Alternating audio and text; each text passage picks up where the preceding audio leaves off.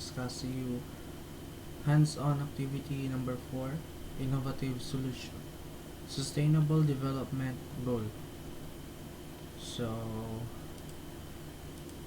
I picked goal 7 among the 17 goals, affordable and clean energy. So the problem is in our community is power shortage. So I asked one respondent if what if they are experiencing brownout, how long, and how does it affect their online class. As a student enrolled in an online setting, power outage in my community is a real struggle for me. Scheduled brownouts usually start from 6 a.m. to 6 p.m. during weekends, which took a lot of time from me that I should have used in doing my schoolworks. Then there is unscheduled brownouts during weekdays, which is very inconvenient because I might miss my classes or other activities that might affect my class performance. But my biggest fear is during examination day because I tend to become anxious if there is an unexpected brownout. And if that happens, I need to find a good spot for a good signal, I need to prepare my backup, and I need to message my proctors of what happened, which is a real hustle. Why it exists? Power outages are what occur when electricity, particularly the electrical power network or electrical grid, is unavailable. There are many different causes for power outages, but the thing they all have in common is that they affect whole areas or regions, not just a single home. The Philippines is one of the many countries suffering from this dilemma. Brownouts and blackouts are now in big part of the lives these days in the Philippines. Notably, the province of Iloilo City is said to have the highest electricity rates. Residents of Iloilo City have been burdened by the most expensive power rates in all urban centers nationwide for the past several years. What causes it? So the four main causes are natural causes, equipment failures, human error, and scheduled maintenance. For the natural causes, weather is the leading cause of the power outages. High winds, like freezing rain uh, in other countries, floods, power floods, and fire. Tree branches contacting power lines and wildlife can also be what causes power outages. Equipment failures. Problems with cables, connectors, transformers, and switches can be what causes power outages.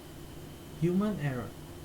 Homeowners can accidentally cause a power outage while working with a ladder or antenna too close to power lines or hitting a buried line while, digging.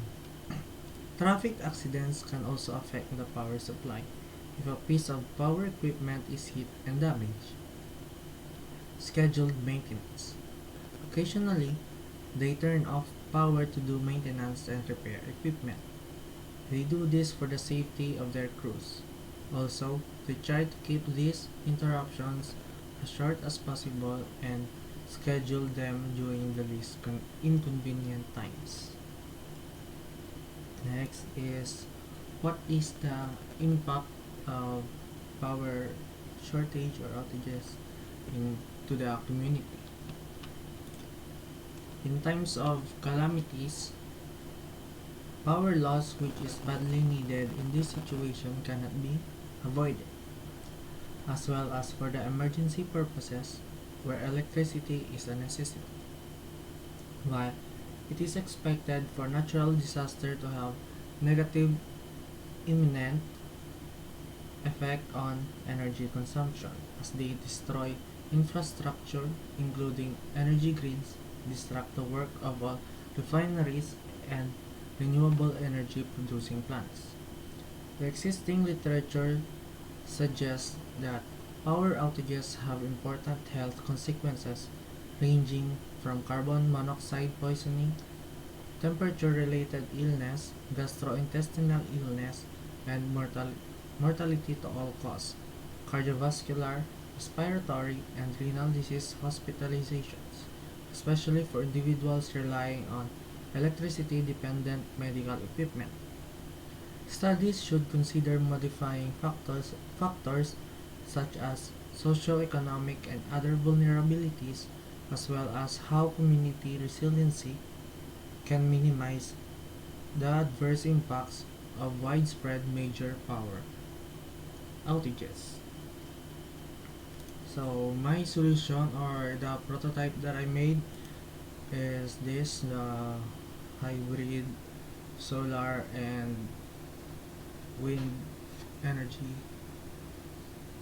So it has turbines to generate energy or electric energy from the wind, and the solar panel creates that generates electricity from the sun. So the energy collected is we go through the energy storage, and there are USB hubs here located. So this is the top view. The solar panel is on the umbrella and the turbine. You can the solar panel can be big or many, and the lower view is the where the battery is located, and the USB hubs where you can charge the cellular phones. How this works: the device will be placed under the direct exposure to sunlight in the elevated area where the wind is strong, so that can generate great energy through the turbine. As the solar panel and wind turbine collects solar and wind energy, the excess energy will go to the device's battery for the energy storage. The regulator will adjust the voltage from the 12 volts battery into 5 volts each port to modulate the energy flow and to undamage the portable device's battery. Users will only plug their USB type connectors to the provided ports found at the side of the table, and it will charge the devices. So that's it. Thank you. See you next video. Bye.